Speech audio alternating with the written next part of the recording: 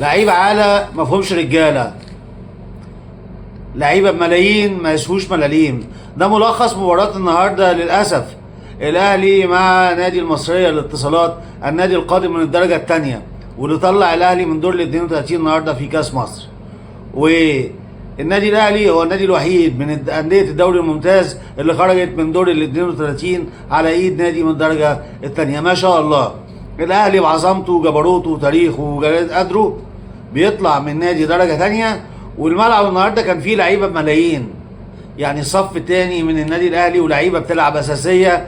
حرام ان هم يستمروا، وحرام حرقه الدم للنادي الاهلي، وعلامه استفهام كبيره على الراجل الدنماركي المدرب تورب اللي قعدنا نقول فيه شعر ان هو نايم على الخط، ما جهزش اللعيبه، مش شايف، واقف بيه قاعد بيتفرج النهارده زي ما كلنا كده قاعدين بنتفرج. حاجه تحرق الدم وحاجه تكسف وحاجه لا تليق. قمة الضعف وقمة المهانة وقمة الإهانة للأهلي النهاردة وجماهيره. ويسأل فيها زي ما بنشكر مجلس إدارة، يسأل فيها مجلس إدارة النادي الأهلي. يعني إيه الأهلي يطلع النهاردة متعادل ويلعب إكسترا تايم مع نادي يا عيني لا حول ولا قوة، لعبته 3 جنيه، ها، ونلعب معاه إكسترا تايم والأهلي يتغلب مع لعيبة عالة، لعيبة بملايين ما تسواش ملاليم اقسم بالله. يعني لما تشوف واحد، دول اللعيبه اللي احنا جرينا عشان الاهلي يدفع فيهم ملايين ويتحايل على الانديه بتاعتهم ويشتريهم سواء محليين او اجانب. يعني لما تلاقي واحد زي احمد رضا لعيب صح، لما واحد زي كوكا اللي بيتعوج على الاهلي ومش عاجبه 20 مليون ولا 25 مليون في السنه، ما يسواش 5000 جنيه. الف سلامه، الف سلامه، روح اتكلوا على الله، ده انتوا شويه عجزه. واحد زي جريديشار ادانا اول كام ماتش من ساعه ما جه، وبعد كده رايح في 60. ده ب 2 مليون دولار. جريديشار ده صدق او لا تصدق ب 2 مليون دولار. زي كده الحاج اشرف داري لاعب المغرب جاي لنا برضه ب 2 مليون دولار. لاعب لو مطوش الاهلي 10 مباريات هو لعب منهم 2 او 3، لاعب على طول يا عيني في المستشفى، ما كسبناش منه حاجه. مشي اللعيبه ديت هو اكبر فايده واكبر مكسب لمجلس الاداره والنادي الاهلي. لعيب عاجز، لعيب واقف، جايين يتمشوا، جايين يتفسحوا، جايين يعملوا استعراض. ياسين مرعي، العش، شكري، مصطفى كمال، محمد شريف، حاجه ولا اسوأ. الاخ حسين الشحات اللي نزل خبيني وينسي الدنيا، التناكه والعوجان والغرور والكبرياء، وفي الاخر النتيجه بلح. هذا لا يليق ابدا من النادي الاهلي.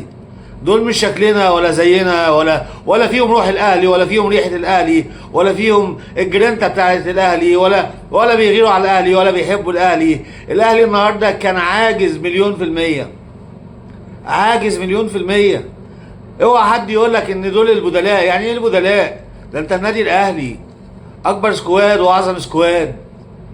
يعني ايه الخط التاني مش قادر يكسب، او الصف التاني مش قادر يكسب فريق لا حول له ولا قوه من الدرجه التانيه؟ مع احترامنا المصريه للاتصالات كلهم كده على بعض ما يجيبوش تمن جريديشار، ما يجيبوش تمن اشرف داري، ما يجيبوش تمن حد من اللعيبه ديت. يعني ايه؟ يعني ايه؟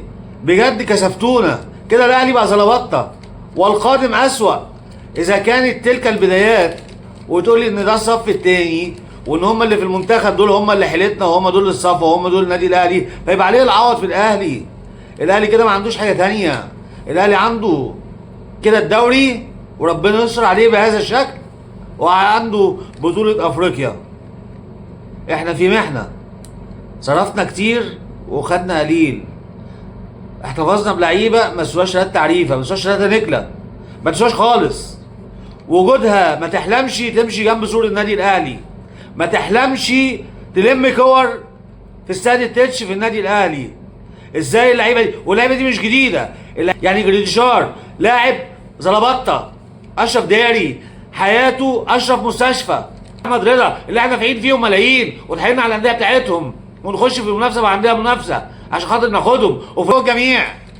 الاهلي لو بيلعب بالناشئين، لو طلع كل الفريق من الناشئين ومدرب يكون مصحصح وواعي، مش زي الراجل بركه الدنماركي اللي واقف على الخط نايم. هيعمل اداء احسن من كده.